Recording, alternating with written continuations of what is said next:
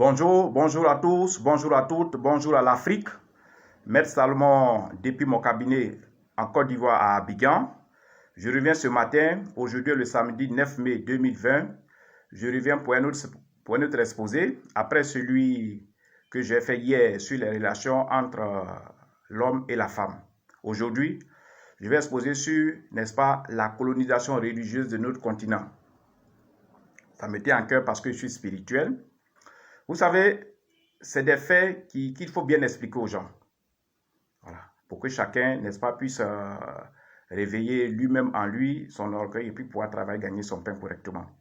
Donc, avant le 17e et 18e siècle, les Occidentaux étaient déjà bien organisés. Ils entretenaient des petites unités de production pour nourrir leur population et répondre à leurs besoins. En Occident, il y avait beaucoup de pays et chaque pays avait des besoins différents de l'autre. Et donc, dans cette démarche, ils seront confrontés à un manque criard, n'est-ce pas, des matières premières, parce que pour faire fonctionner leur petite unité de production, il leur fallait de la matière première. Vous avez une petite usine qui fait du lait, qui fait du beurre, qui fait de la poudre de cacao. Il faut de la matière première pour faire fonctionner. Et donc, pour faire tourner leur petite unité de production et tout ça, il leur fallait aussi, n'est-ce pas, des manœuvres, c'est-à-dire en dehors des matières premières, il leur fallait des manœuvres. C'est-à-dire ce qu'on appelle la main-d'œuvre, mais de la main-d'œuvre gratuite pour travailler dans ces usines-là et, n'est-ce pas, dans leurs plantations industrielles. C'est comme ça, entre le 18e et le 19e siècle, une grosse vague de missionnaires occidentaux, ou bien, si vous voulez, d'explorateurs occidentaux, ont lancé une première conquête sur notre continent, sur l'Afrique. Les côtes ouest africaines seront, en premier lieu, n'est-ce pas, atteintes. Donc, ces côtes ont été atteintes et ces missionnaires qui sont venus par l'Atlantique, par l'eau, par l'Atlantique, et ont installé leur premier comptoir.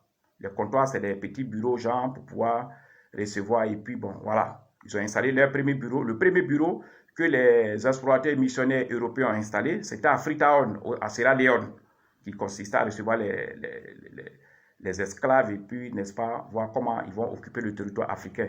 Ensuite, un autre comptoir a été installé à Monrovia, au Libéria, mais cette fois par les Américains. Donc, vous voyez comment ils sont venus par vagues successives, mais ils sont installés, n'est-ce pas, sur les côtes africaines, surtout pour ce qui concerne l'Afrique de l'Ouest. Tous ces deux groupes d'explorateurs ou des missionnaires, explorateurs, européens et américains, avaient un seul et unique objectif. Ils venaient en Afrique avec un objectif de piller le continent, piller le sous-sol, piller nos matières premières et en partant aller avec des esclaves, n'est-ce pas, qui devaient revendre à leurs frères qui sont des agriculteurs, qui avaient besoin de la main-d'œuvre valide. Et donc, nos parents, nos arrière-parents, quand ils ont découvert ça, ils ne se sont pas laissés faire. Ils se sont opposés, ils ont lutté, ils ont combattu dans le sang et dans la douleur, jusqu'à ce que les 10 explorateurs fuient et se cachent sur les navires qui étaient stationnés sur, n'est-ce pas, l'océan, sur l'eau. Donc, la première tentative, en conclusion, leur première tentative n'a pas marché. Il y a eu échec. C'était un échec cuisant de ces, n'est-ce pas, de ces deux premiers groupes d'explorateurs.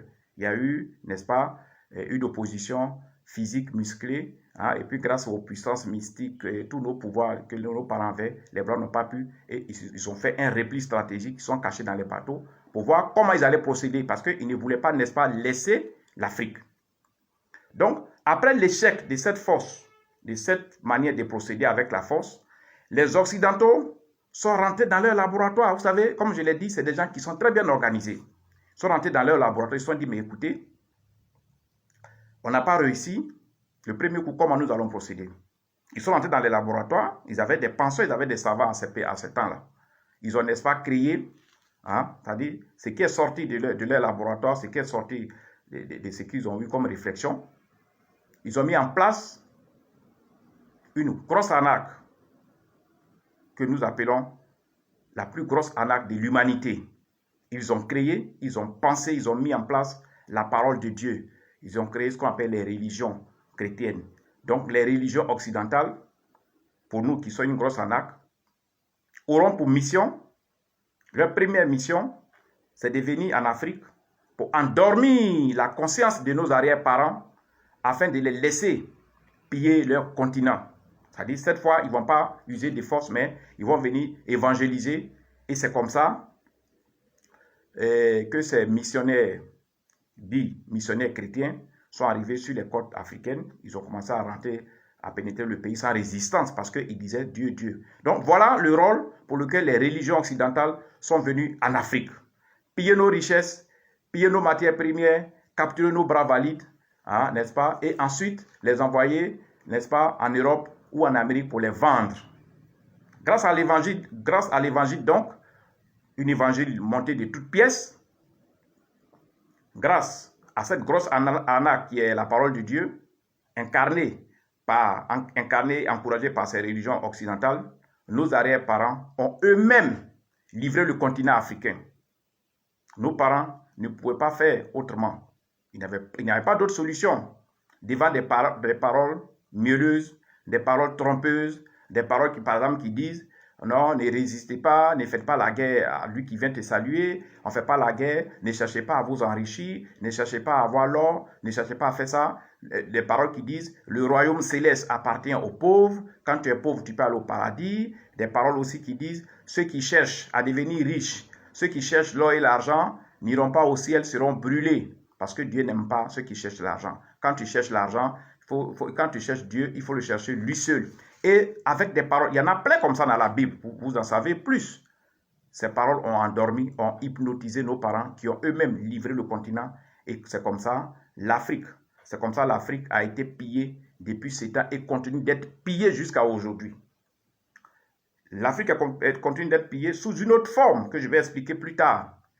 Sinon, si Dieu n'aime pas l'argent, si Dieu n'aime pas l'or et le diamant, si Dieu n'aime pas ceux qui sont riches et qui ont beaucoup de réserves d'or, si Dieu nous recommande de ne pas courir après l'enrichissement, alors comment se fait-il que le Vatican qui est la capitale religieuse, la capitale des religions, parce qu'au départ c'est la religion catholique, donc le Vatican était la capitale, si vous voulez, le pape là-bas était l'ambassadeur de Dieu, le représentant de Dieu sur terre. Alors comment se fait-il que si Dieu n'aime pas ceux qui aiment l'argent, ceux qui aiment l'or, ceux qui aiment s'enrichir, comment se fait que le Vatican peut avoir la plus grosse réserve d'or et de diamants au monde? Aidez-moi à répondre à cette question. Où ce or et ce diamant-là est quitté, alors que les Blancs étaient venus sur nos côtes, dans nos pays, pour nous évangéliser. Ils ont fini d'évangéliser, 200 ans, 300 ans après, on se rend compte que le Vatican, qui n'a même pas d'or et de diamants dans son sous-sol, a la plus grosse réserve d'or et de diamants dans le monde. Comment cela a pu être possible? C'est pour ça que nous disons la religion est une grosse arnaque. Si réellement ces prêtres missionnaires étaient venus évangéliser et implanter des églises en Afrique, pourquoi avaient-ils des armes? Pourquoi avaient-ils des canons? Pourquoi avaient-ils construit des prisons? Pourquoi avaient-ils des grenades, des matraques? Pourquoi et pourquoi? Est-ce que l'évangélisation, amener quelqu'un à accepter une religion, amène à avoir ces gens de dispositions, des fusils, des canons?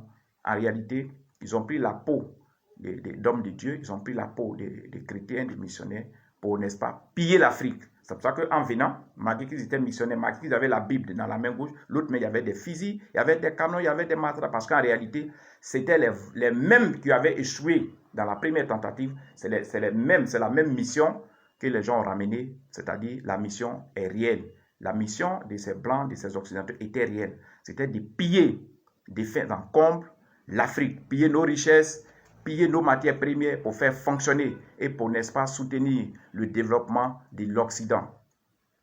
L'Afrique, notre continent, est le berceau de l'humanité. L'Afrique, notre continent, est également le berceau des cultures, le berceau des croyances et le berceau des religions. Les vraies religions, les religions pacifiques, les religions réelles, les religions qui bénissent, sont en Afrique, sont d'origine africaine. Nous avons les vraies cultures, nous avons les vraies croyances, nous avons les vraies religions, mais des religions qui ont été combattues, qui ont été fragilisées, qui ont été dénigrées et qui continuent d'être vilipendées par les religions occidentales. Si bien que ces religions aujourd'hui sont en voie de disparition. Aujourd'hui, les religions africaines, nos religions, nos croyances, nos cultures sont en voie de disparition par la faute des religions occidentales qui sont venues, n'est-ce pas, piller, voler nos matières premières, piller nos sous-sols. Vous en savez davantage. Nos religions n'existent plus, nos croyances n'existent plus. Si bien que l'Africain lui-même n'a pas de puissance sur laquelle il peut s'appuyer pour résoudre un problème. L'Africain lui-même n'a plus rien. Hein. Nos masques, nos fétiches, nos fleuves, tout ça, on nous a demandé de ne plus adorer. Et au même moment, les églises qui nous disaient adorer un masque n'est pas une bonne chose, adorer un fleuve n'est pas une bonne chose, adorer une montagne n'est pas une bonne chose. Au même moment, ils nous demandent de prendre des billets d'avion chers pour aller en Israël, pour aller adorer le fleuve Jourdain.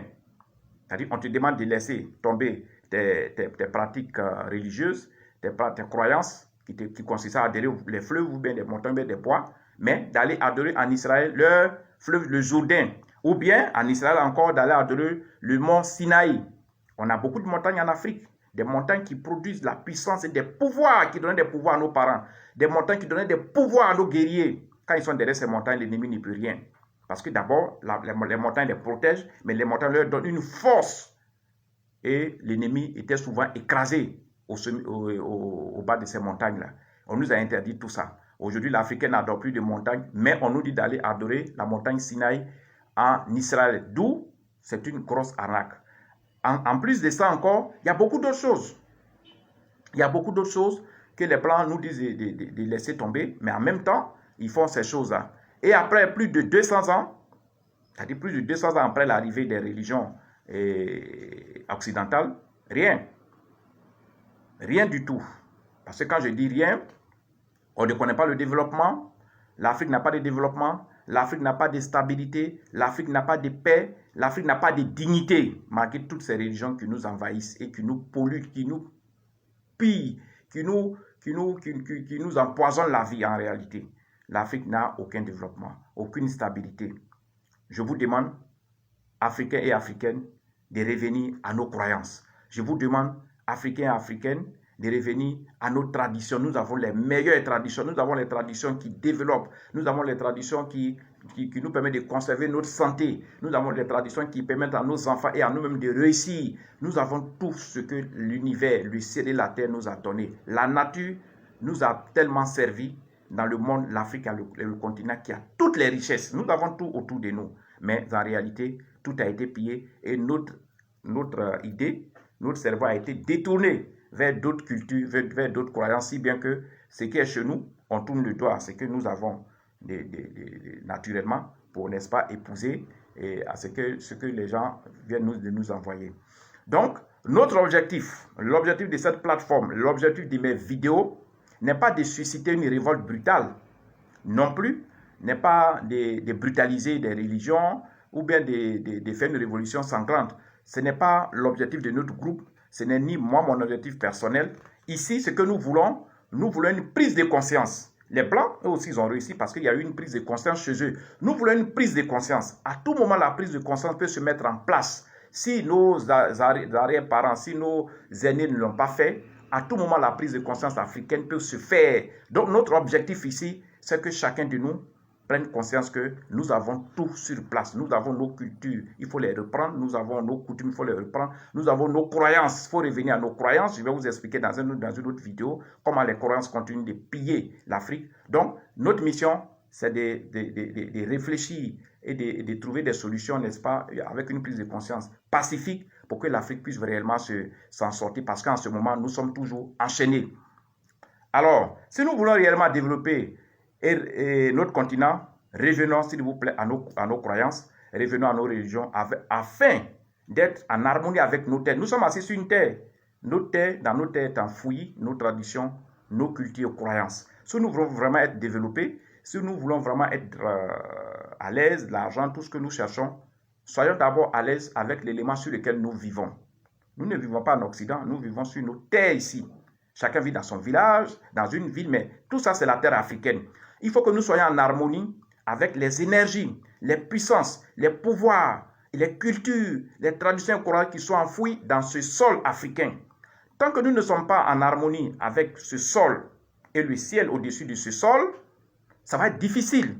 Et c'est pour ça que 200 ans après l'arrivée de ces religions occidentales qui nous ont promis monts et merveilles, pratiquement on n'y voit rien. On n'y voit absolument rien. C'est la guerre par-ci, c'est les luttes tribales, c'est les guerres interethniques, c'est les guerres politiques, c'est les guerres civiles. L'Afrique ne s'en sort pas. Et si nous ne revenons pas à la case de départ pour repartir à zéro avec nos cultures, croyances et traditions, le développement ne se fait pas de cette manière. Le développement se fait en prenant en compte les cultures d'un peuple. Le développement pour un peuple se fait en prenant en compte les croyances et les religions d'un peuple. Les croyances sont chères. Les croyances, les cultures et les religions sont pour un peuple ce qu'est le cœur dans le corps d'un être humain. Donc, revenons à la case de départ pour véritablement faire décoller notre économie. Si nous voulons faire décoller l'économie de notre continent, nous pouvons le faire et faisons-le comme l'ont fait les pays asiatiques. Faisons-le comme l'ont fait la Chine, le Japon, les deux Corées, qui ont dit non aux missionnaires, n'est-ce pas, qui sont venus dans leur continent. Ça, c'est passé. Nous, on les a acceptés. On ne va pas revenir, puisque c'est déjà fait. Mais revenons. On peut revenir à la case de départ. Revenons à la case de départ. Vous allez voir qu'avec nos cultures, nos propres croyances, nos propres manières de faire, nous allons accéder au développement le plus vite possible. 200 ans, c'est beaucoup. 200 ans, c'est beaucoup. Donc, je rappelle, cette vidéo doit être partagée. Elle doit être partagée parce que je ne suis pas le seul Africain. Aujourd'hui, en Afrique, on a dépassé 1 milliard. Et dans ces milliards, c'est vrai, il y a des chrétiens, il y a des musulmans qui ne vont pas partager ma vision, qui ne vont pas partager la vision de notre groupe. Mais tenez-vous bien, ceux qui partagent déjà cette vision, ceux qui disent qu'effectivement, les religions occidentales nous ont envahis, nous ont mis un chapeau du beurre dans les yeux, sont nombreux. Et les jeunes générations, nos jeunes frères, les gens qui sont aux commandes dans les bureaux, dans les administrations, les gens comme nous, nos petits frères, doivent être, n'est-ce pas, doivent être informés, enseignés, sensibilisés pour qu'ils comprennent que le chemin que nous suivons ne nous mènera nulle part. Le chemin que nos parents ont suivi, que nous avons pris en cours, ne nous amènera nulle part. Je suis Maître Salomon, je vous dis, la culture, les traditions, les croyances forment le fondement, le sous-bâtiment du développement d'un peuple. Les Blancs ne pourront pas nous développer tant que nos cultures, nos croyances et nos religions ne sont pas prises en compte. On nous dit tout le temps que nos cultures, c'est de la sorcellerie. On nous dit tout le temps nos cultures, c'est du mysticisme. On nous dit tout le temps nos croyances, nos religions sont de la sorcellerie, les Africains. Et bizarrement, beaucoup d'Africains croient. Si bien qu'ils sont obligés de rejeter leur propre culture. D'autres ne vont même pas dans leur village. Même pour aller saluer leurs parents au village, leurs grands-parents au village, les églises leur disent « Oh, ce sont des sorciers, ce sont des sorciers. » Donc, en Afrique, tout est sorcellerie. Mais laissez-moi vous dire, la sorcellerie vient de l'Occident. La sorcellerie, l'ésotérisme, la sorcellerie, le maraboutage, c'est pratiqué chez les Occidentaux. Même en Israël, moi j'ai eu à faire ma formation en Israël. Les gens qui sont chrétiens là-bas ne sont pas nombreux. Beaucoup de gens ne le savent peut-être pas. Mais en Israël, il y a des sorciers, il y a des sorcières. Alors, n'ayons pas honte de revenir à nos traditions. Nous avons les meilleures cultures, nous avons les meilleures croyances, nous avons les meilleures religions.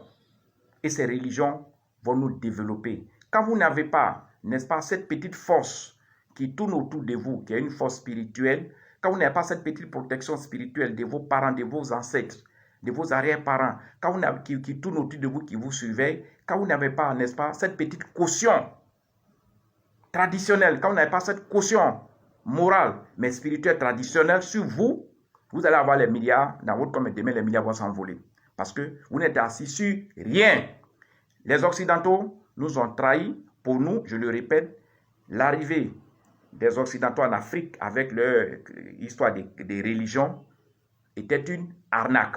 C'est-à-dire blaguer, mettre du beurre dans les yeux de nos parents pour que eux-mêmes, les parents eux-mêmes, leur ouvrent les portes afin que nos richesses soient pillées des fins en comble. Aujourd'hui, l'or est pillé, toutes nos richesses sont pillées, tous nos cerveaux sont partis ailleurs. Et même aujourd'hui, dans une autre vidéo, je vous expliquerai comment est-ce que ces religions continuent de nier. Nous sommes assis sur des considérations, nous sommes assis sur des protocoles spirituels, même économiques, qui ne sont plus bons.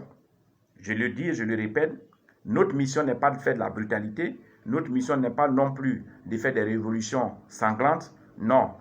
Ce que nous faisons, c'est pour faire appel à des cerveaux, c'est pour faire appel à des connaissances. Ce que nous voulons une révolution intelligente.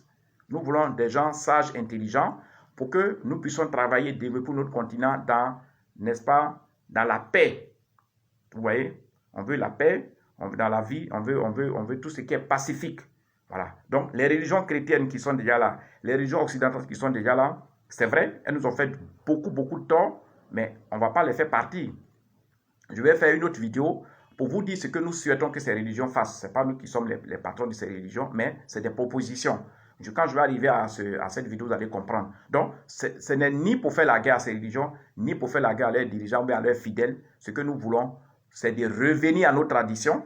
Eux, ils sont dans leur religion occidentale. Nous, revenons à nos traditions. Disons à nos parents que nous avons eu tort de suivre les Occidentaux. Disons, même s'ils sont déjà morts, allons dire à nos parents que nous avons eu tort de les abandonner aussi vite. Et 200 ans après, nous ne nous retrouvons pas. Demandons pardon à nos parents. Reprenons en main nos coutumes. Reprenons en main nos cultures. Reprenons en main nos croyances. Vous allez voir, tout ce pouvoir, toute cette puissance va nous amener au développement, à la richesse, à la prospérité. Et nous serons tous fortunés. Les Asiatiques ont à leur tour refusé que les Occidentaux pénètrent leur continent. Les Chinois, les Japonais, les Coréens, même les missionnaires là-bas ont été capturés, ont été pendus et fusillés. Je ne m'en réjouis pas. Je ne peux jamais me réjouir de la mort de quelqu'un. Mais c'est l'histoire qui est là, c'est ce que je vous raconte. Ils ont refusé que les Occidentaux pénètrent leur continent. Eux-mêmes, à l'état brut, ils se sont battus. Aidés par leur culture, aidés par leurs croyances, aidés par leur puissance, tous les dieux Bouddha, tout ce que vous connaissez là-bas, l'astrologie, tout aujourd'hui, c'est quel pays qui est la première puissance au monde? Économique et militaire, c'est la Chine. Après le Japon, il y a les deux Corées, 10 000 fois plus développés que l'Italie. L'Italie où le siège du Vatican est, ils sont plus développés que l'Italie, ils sont plus développés que la France. Même les Américains ont peur même des Chinois. Donc, revenons à nos cultures. Quand les Occidentaux vous disent, les religions occidentales vous disent, n'adorez pas vos masques. Mais qu'est-ce qu'ils font eux aussi? Qu'est-ce qu'ils font avec la statue de Marie, la Vierge Marie? Ils font quoi avec sa statue? C'est un masque. C'est un masque. Quelle que soit la peinture, quelle que soit la beauté qu'ils vont faire. Mais la représentation, c'est une statuette, c'est un masque qu'ils adorent. La Bible est remplie de contre-vérités. La Bible est confuse. C'est leur livre. Faisons en sorte que nous aussi, on crée le nôtre. Nous devons créer notre livre saint. Nous devons avoir nos croyances confinées dans un livre pour que nos parents, nos arrière-parents soient cités aussi, comme on cite les Jacob, comme on cite les Abraham, comme on cite les Josué. Comment on prend une Bible qui est une Bible universelle et aucun Africain n'est cité dedans. Vous trouvez ça normal? Ça dit que c'était fait dans un laboratoire et ils sont venus en Afrique. Donc, ils ont ignoré nos braves guerriers. On avait des guerriers en Afrique. On avait des gens qui étaient forts dans le traitement des maladies dites incurables comme le corona. Toutes ces personnes n'ont pas été citées en référence dans la Bible. Mais pour quelle raison? Parce que la raison, tout le monde le sait, ce n'était pas la Bible, ce n'était pas la parole de Dieu qui était venue évangéliser. Il était venu piller un continent. Et quand on vient piller un continent, on ne fait pas l'éloge de ces bras valides. N'est-ce pas? On écrase tout le monde. Et c'est dans la douleur qu'ils l'ont fait. Revenons, chers frères africains, chères sœurs africaines, parents africains, revenons à nos cultures. Revenons à nos pratiques traditionnelles. N'ayez pas honte de revenir à vos croyances. N'ayez pas honte, n'est-ce pas, d'adhérer à vos religions.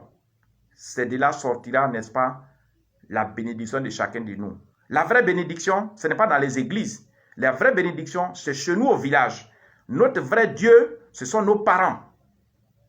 Nos vrais dieux là. C'est papa et maman qui sont nos vrais dieux. Après, il y a nos frères, il y a nos tantes, il y a nos oncles et il y a le village. Le village, c'est ça qui est le site où les gens habitent. Donc, quand quelqu'un dit « je vais au paradis », c'est qu'il va dans son village.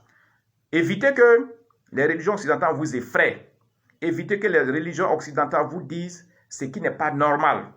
Quand tu es coupé de ta famille, quand tu ne peux plus avoir accès à ta famille parce qu'on te dit que dans ta famille, il y a des sorciers, quand tu ne peux plus avoir accès à ton papa, parce que l'église t'a dit que ton papa est sorcier, ou bien ton grand-père est sorcier, ou bien ta grand, alors que tu portes son nom, c'est la malédiction. Le vrai paradis, je le répète, c'est là où nous sommes nés. Le vrai paradis, c'est notre village. Le vrai paradis, c'est notre pays. Le vrai paradis, c'est notre continent. N'ayons pas peur de fréquenter nos parents au village. N'ayons pas peur de fréquenter nos villages. La mort existe. La mort existe. Enlevez dans vos têtes, enlevez dans votre réflexion ce que les églises vous enseignent, qui fait que vous avez peur. Ce que l'église vous qui fait que vous avez peur de votre propre famille. L'église vous enseigne, n'est-ce pas, la séparation d'avec vos origines.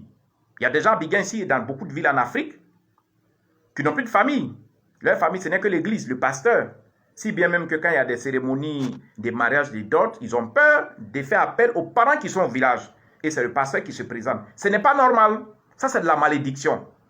On dit, donner à César ce qui appartient à César. Ça veut dire quoi? Tu es né d'un village, tu es né d'une famille, tu as une origine. Ce sont tes origines. La mort est partout.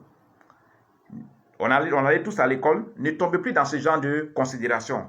Le montage est grotesque. Le mensonge est gros. L'arnaque a été dévoilée.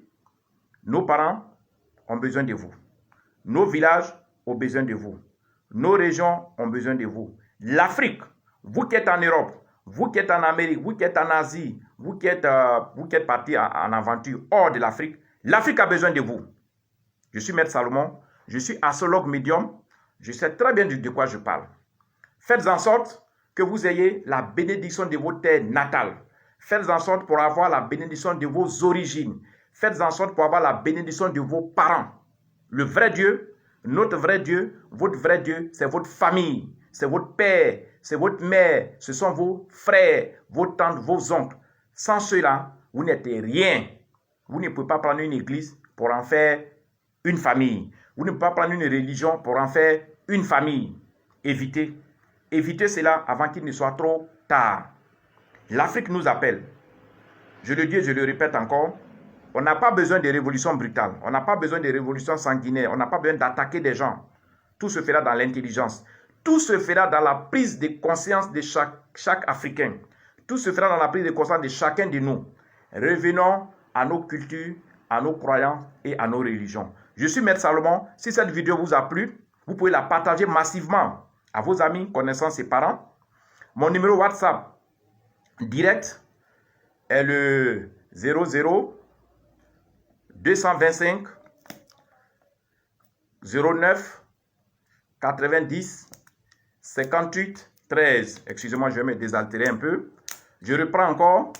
Mon numéro WhatsApp direct est le 00 225 09 90 58 13.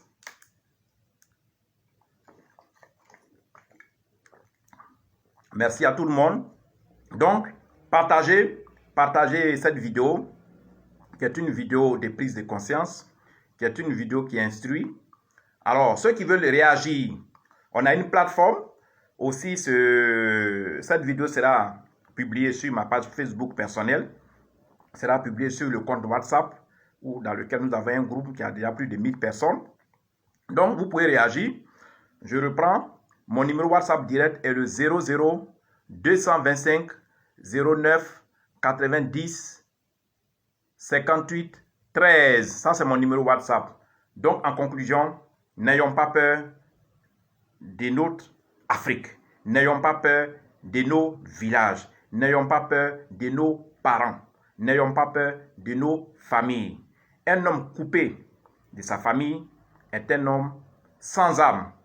Une personne coupée de sa famille et de ses origines est une personne sans âme. On dit, le capitaine, le gros poisson qui est dans l'eau là, le capitaine hors de l'eau n'est rien. Quand le capitaine est hors de l'eau, il est sur la terre, il n'a plus de force. Hors dans l'eau, il est le capitaine des poissons. Vous savez ce qu'on appelle capitaine. Le capitaine hors de l'eau n'a plus de valeur.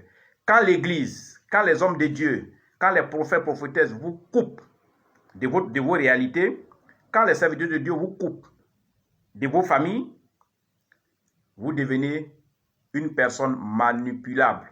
Vous n'avez plus de poids, vous n'avez plus de puissance. Ils peuvent vous manipuler à leur guise. Nos parents ne sont pas des sorciers, nos tantes, nos villages ne sont pas des clubs de sorciers. Allez au village, fréquentez les vieux, vous allez comprendre comment l'Afrique, n'est-ce pas, va se développer. Vous allez comprendre les chemins que l'Afrique va suivre. Parce que le développement, c'est moi, c'est vous, c'est tout le monde. L'Afrique, ce n'est pas seulement une affaire des chefs d'État. Hein. L'Afrique n'est pas seulement une affaire des ministres. L'Afrique est l'affaire de tous. C'est pour ça, vous qui écoutez, si vous êtes président de la République, si vous êtes chef d'État, si vous êtes ministre, si vous êtes directeur, si vous êtes homme d'affaires, si vous êtes un décideur, si vous êtes dans du pouvoir public de votre pays, aidez les gens, aidez les associations comme la nôtre qui parlons de l'Afrique à, n'est-ce pas, mettre en place cette philosophie pour que réellement nous puissions retourner à la case de départ. Je précise, si on ne retourne pas à la case de départ, même malgré nos doctorats, même malgré nos agrégations, nous serons utilisés comme des esclaves sur nos lieux de travail. Parce que ce n'est pas nous qui allons décider nos salaires. Comme on ne décide pas d'ailleurs l'achat, le prix d'achat de nos matières premières jusqu'à présent. Comment comprendre que l'Afrique, en 2020, n'est pas capable de décider le prix de vente de ces matières premières. Ça fait pleurer et ça fait en même temps honte. C'est pour ça, vous qui avez les moyens, vous qui avez les pouvoirs,